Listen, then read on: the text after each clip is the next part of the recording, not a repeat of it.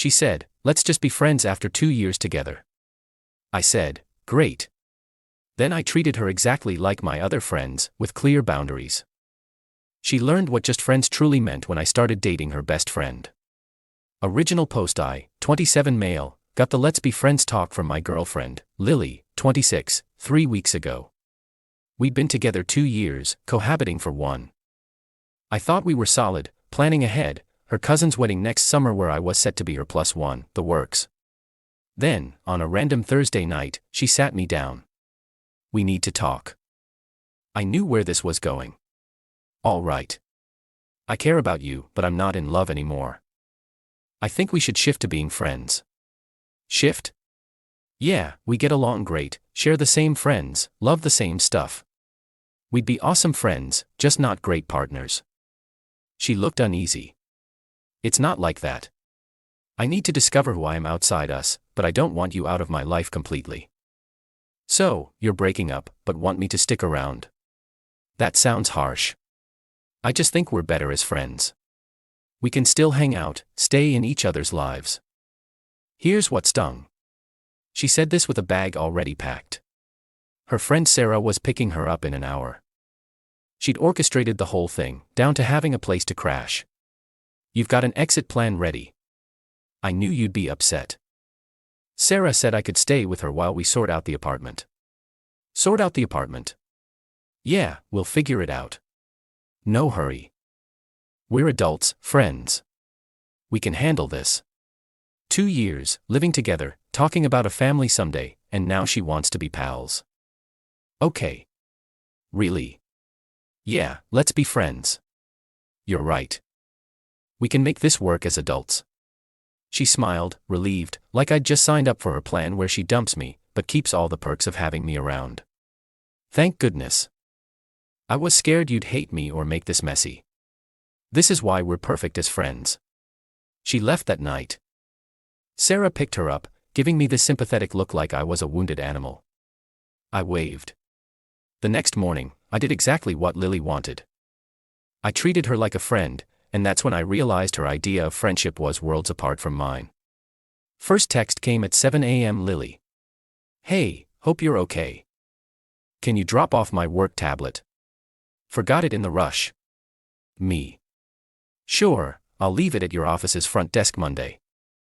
Can't you bring it to Sarah's? I need it this weekend. Got plans. Monday's better for me. Plans? What plans? Friend stuff. She didn't like that, but what could she say? We're just friends now. Friends don't drop everything. Saturday, another text. Sarah and I are hitting that new cafe. Wanna join? Thanks, but I'm good. Enjoy. Come on, we always do Saturday coffee. That was when we were dating. Have fun. 2 hours later. This feels weird. Why are you acting like this? Like what? Distant. Cold. I'm being friendly. Exactly what you asked for.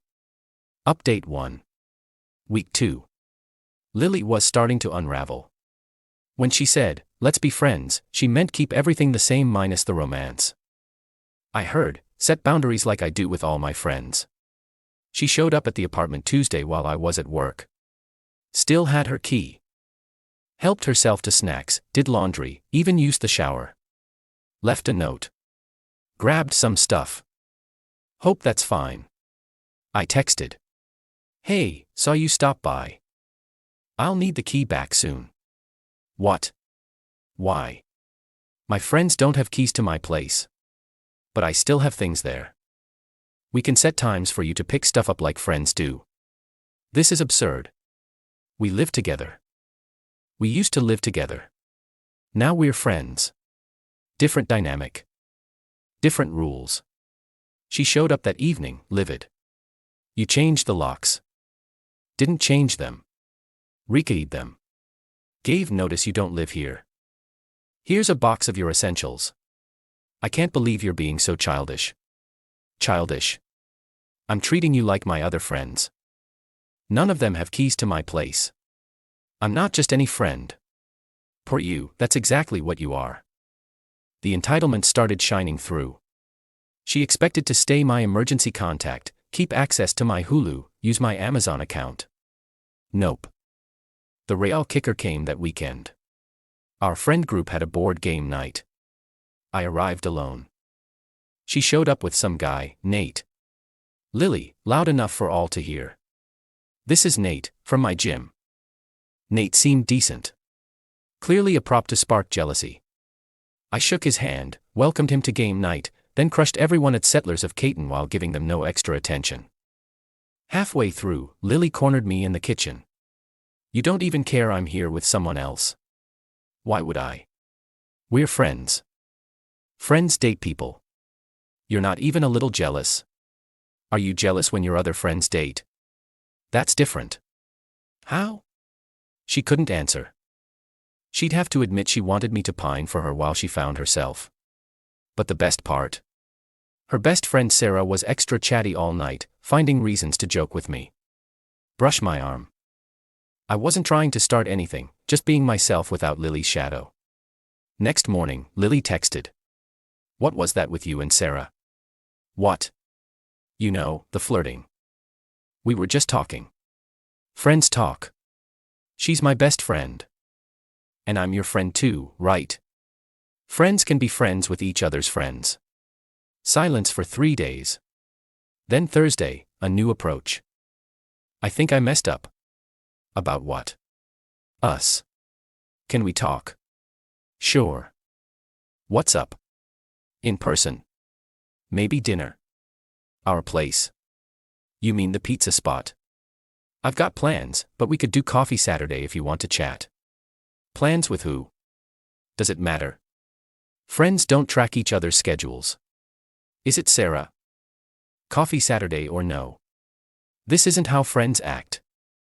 It's exactly how friends act. You're thinking of boyfriends.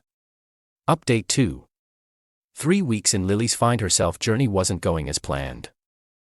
Nate from the gym ghosted her after 2 dates. He wasn't into being a rebound prop. Meanwhile, I was thriving as a single guy with solid boundaries. Then Sarah made her move. Thursday night, she texted, "Hey random, but I've got an extra ticket to a stand-up show Saturday. Want to come?" To be clear, I didn't chase Sarah. Never saw her that way until she showed interest. But she was fun, confident, and crucially upfront. No games. No transitions. No keeping me as a fallback. Me. "Sure, sounds great. Sarah. Heads up, Lily's being weird about us hanging out. Just FYI, noted. Still in if you are." "Totally. Pick me up at 7. Saturday, I got ready, feeling good. First real date in 2 years. As I headed out, my phone blew up. "Lily, are you serious?" "About what?" "Sarah said you're taking her out. She invited me to a comedy show." "You can't date my best friend." "Why not?" "We're both single. It's friend code. She can't date my ex." "I thought I was your friend, not your ex." "You know what I mean." "I really don't." Friends don't control who their friends date. She called 17 times. I silenced my phone. The date with Sarah was amazing. She was hilarious. Something I hadn't noticed when she was just Lily's friend. We talked about everything but Lily until the end. Sarah.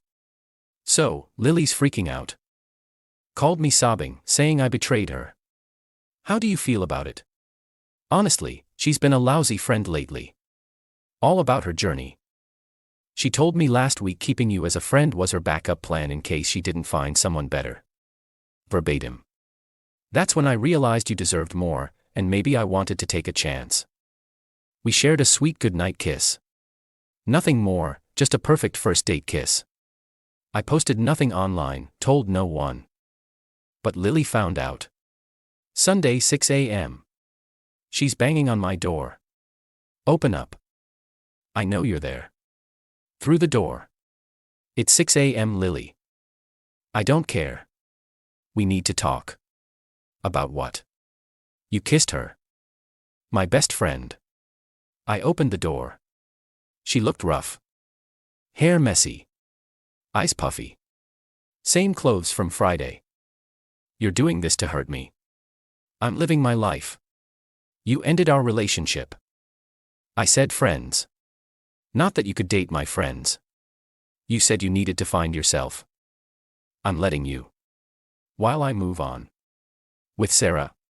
She's single. I'm single. We like each other. That's dating. She tried to push past me. I blocked her. You don't live here anymore. I have stuff inside. Schedule a pickup time like we agreed. You're being cruel. I'm setting boundaries. There's a difference. Her entitlement shone through. She started a campaign, calling friends, claiming I was revenge dating her best friend to punish her. Some bought it.